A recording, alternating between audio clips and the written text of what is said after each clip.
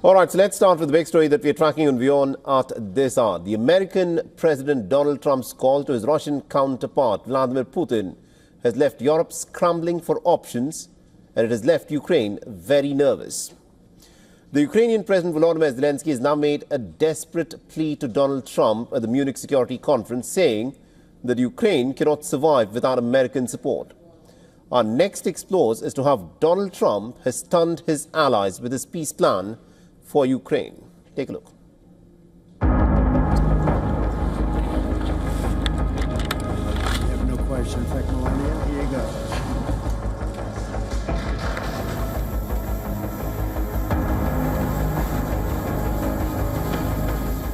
As the brutal war in Ukraine enters its third year, the frustration mounts along the front lines. Outnumbered and outgunned by relentless Russian assaults, Ukraine's military is struggling with low morale and desertion. President Donald Trump's call to his Russian counterpart, Vladimir Putin, has only deepened a sense of betrayal. Ukrainian soldiers fear the US is handing over easy concessions to Putin after years of costly fighting. The consequences will be catastrophic. We will keep losing. We are paying a high price now, and it will be even higher. I don't even know how the price can be any higher. I have lost many friends during this time, people I served with. I don't want to lose more people, brothers and sisters in arms. I think it will be chaos. The fighters, the guys who are now fighting for our land, for pieces of our land, I think they won't listen to Zelensky, and we will keep pushing, because this is our land. How can we give it to someone just because they took it? I don't think it is going to work out. With the US calling time on its support for Ukraine and European allies, President Zelensky is bargaining hard to get back all land seized by Putin. Members of the Ukrainian delegation. The Ukrainian president has set out conditions for a meeting with Putin, saying there will be no peace plan without consensus of the US and Europe. And really what we need to. But amid the contradictory messages from the White House, Zelensky's sense of isolation is all too apparent. Everything needed to protect lives in modern war should be produced in Europe fully. Europe has everything it takes.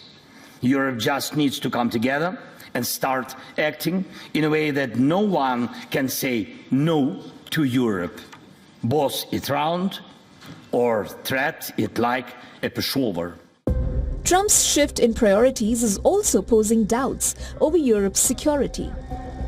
Reports state that a group of European countries are quietly working on a plan to send troops into Ukraine to help enforce any future peace settlement with Russia.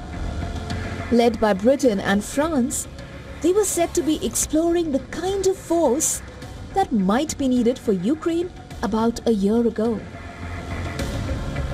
But the urgency for a concrete plan has grown amid concern that Trump might go over their heads and possibly even Ukraine's to clinch a deal with Putin. With Trump yet to reveal the full details of his Ukraine peace plan, many questions remain unanswered. But the most crucial of them all, what role will the United States play in bringing peace to Ukraine? Bureau Report, WION World is One. All right, now to give us more perspective in terms of what is happening in this hectic parley that is currently underway for the Ukraine war, we are joined by Professor Peter Kuznick, who is a professor of history at the American University and is joining us live on this broadcast. Now, Professor Kuznick, I want you to weigh in on this comment that was made by President Volodymyr Zelensky of Ukraine, where he said that Europe must have its own European army. He almost indicated that Europe cannot rely on the security cover of the NATO military alliance provided by the Americans for its security. Do you think this is a suggestion that is feasible And will the big European powers take it seriously? I don't think it's feasible. Really, NATO is Europe's army, and Ukraine is not part of NATO, but the rest of Europe is part of NATO.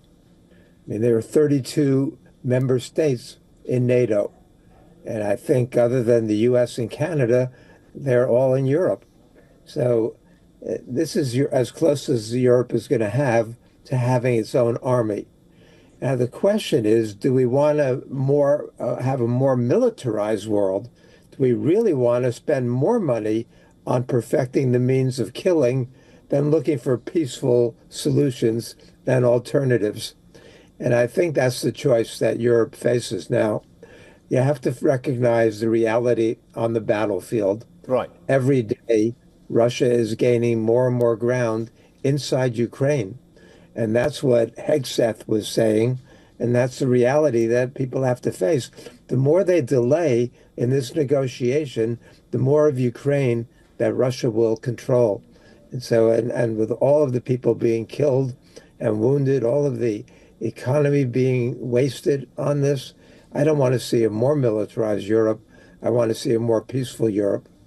You know, it's interesting that you say that Europe is NATO's army, but Donald Trump would clearly disagree with that. He says that the United States is doing the heavy lifting for providing security cover to Europe, and he wants the European nations to step up and fend for their own security.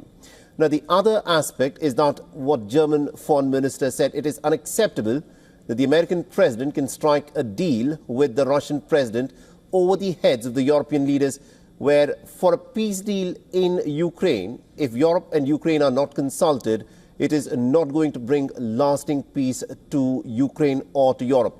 In your assessment, do you think Donald Trump will go ahead and strike a deal with Vladimir Putin without consulting Ukraine or the other European leaders? No, I think the United States has already backed down a little bit. What we're seeing now is incompetent messaging. You're seeing Vance say one thing, Hegseth say another thing, Walz say another thing, Trump say another thing. So they have to get their message straight.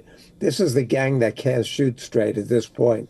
And there's no way that they're going to come to a decision between Putin and Trump that's going to exclude Zelensky and Europe. Everybody's going to be at the table in this one ultimately. But the reality is that the U.S. has been the main backer of Ukraine. And without the U.S. diplomatic as well as economic and military support, Ukraine wouldn't be in this position. And in many ways, it's a very weak position. There have been times when they could have had a negotiated settlement that would have kept those 4 provinces inside of Ukraine, as part of Ukraine. But now that ship has left, and they are faced with a situation of fait accompli that does not look good for the Ukrainians at this point. All right, we'll have to leave there. Thank you very much indeed, Professor Kuznick, for joining us with that perspective there. Thank you. For all the latest news, download the WION app and subscribe to our YouTube channel.